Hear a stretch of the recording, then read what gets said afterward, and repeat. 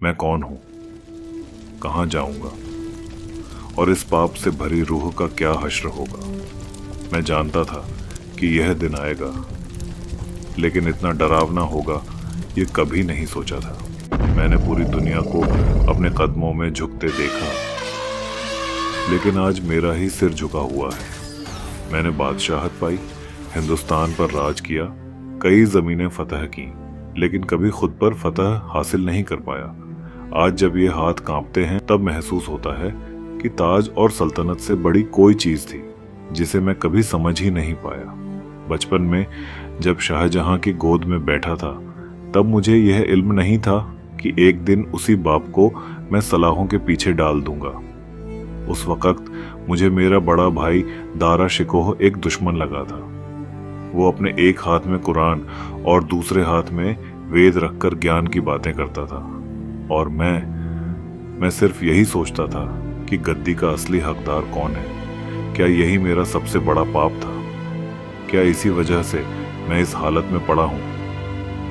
मैंने सब कुछ दांव पर लगा दिया, यहां तक कि अपने भाइयों को भी। शाह शुजा, मुराद बख्श सब मेरे ही हाथों मारे गए, लेकिन सल्तनत इतनी बड़ी चीज भी नहीं थी जो इन सब का बदला बन सके। मेरा सबसे बड़ा युद्ध दक्कन में हुआ, मराठों के खिलाफ। मैंने सोचा था कि संभाजी को मारकर हिंदुस्तान पर अपना पूरा हक जमा लूंगा।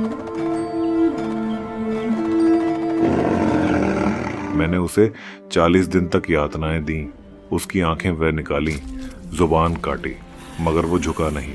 उसकी हत्या के बाद भी मराठों का खौफ खत्म नहीं हुआ।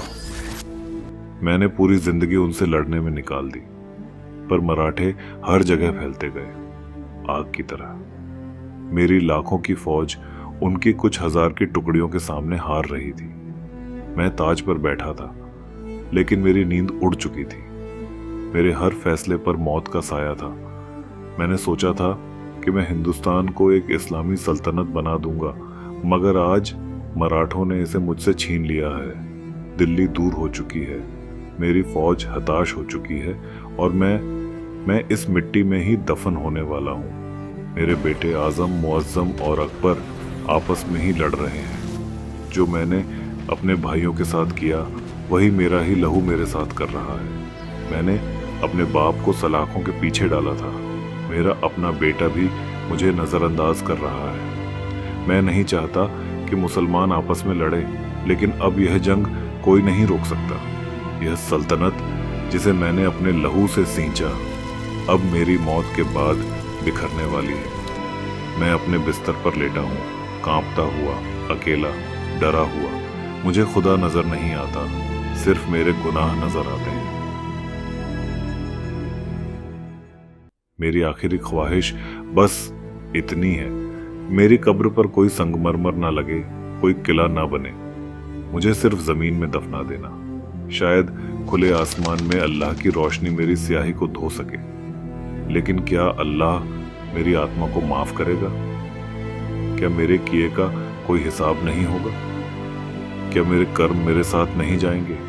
मैंने अपने नाम के साथ आलमगीर जोड़ा था, लेकिन यह दुनिया मेरे बाद भी रहेगी। शायद मेरे जाने के बाद हिंदुस्तान की तकदीर बदल जाएगी। मुझे अफसोस है, लेकिन अब यह अफसोस किसी काम का नहीं। मेरे बाद अराजकता होगी, क्योंकि मैंने अपने हाथों से इसे बोया है।